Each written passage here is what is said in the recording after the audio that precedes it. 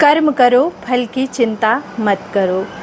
तुम्हारा अधिकार केवल कर्म करने में है, फल पर नहीं। इसलिए ना तो कर्म का फल पाने की इच्छा करो और ना ही अकर्मण्य बनो।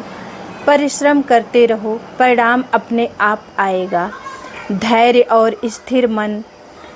जो व्यक्ति मन, बुद्धि और भावनाओं में स्थिर है, वही सच्चा ज्ञानी और योगी है। जीवन की हर परिस्थिति में स्थिर और शांत रहना ही सच्ची बुद्धिमानी है। आत्मा न जन्म लेती है, न मरती है, यह शाश्वत, अजर और अमर है। हम सिर्फ शरीर नहीं हैं, आत्मा अमर है। इसलिए भय और मृत्यु का बंधन छोड़ो। मन को वश में करना जरूरी है। मनुष्य को चाहिए कि वो अपने ही मन से अपना उद्धार करे, अपने को नीचा ना गिराए।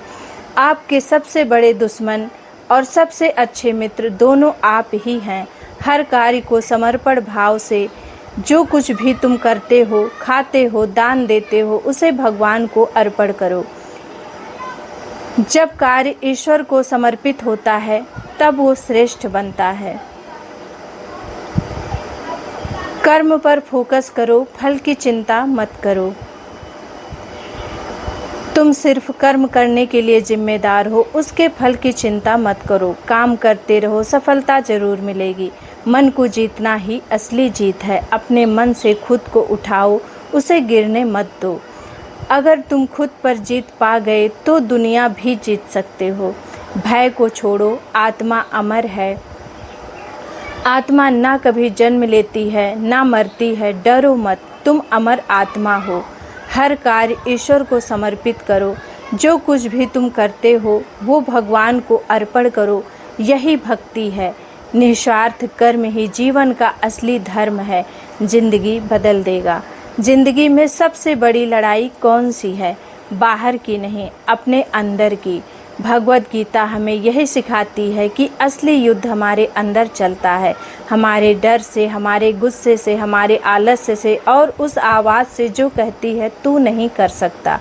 श्री कृष्ण जी ने अर्जुन जी से कहा था, जब तुम्हें समझ न आए कि क्या सही है और क्या गलत, तो बस कर्म करते जाओ।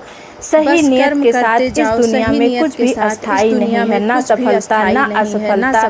तो जब अच्छा वक्त आए घमंड मत करो, और जब बुरा वक्त आए हार मत मानो।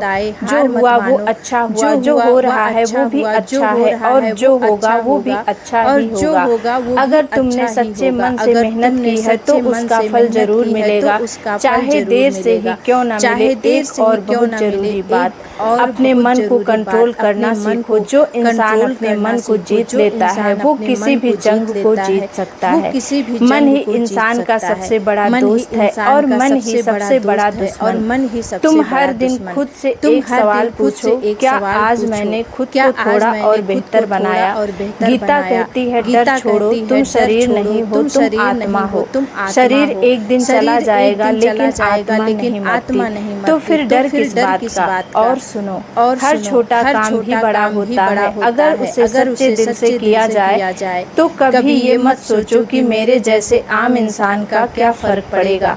हर बदलाव, हर क्रांति एक छोटे विचार से ही शुरू होती है। तुम्हारा हर कर्म, हर सोच तुम्हारी जिंदगी की दिशा तय करती है। और सबसे जरूरी बात, फल की चिंता छोड़ दो। तुम बस मेहनत करते रहो, कर्म करते रहो, फल अपने समय पर मिलेगा। और जब मिलेगा तब तुम्हें एहसास होगा कि इंतजार वाकई जरूरी था।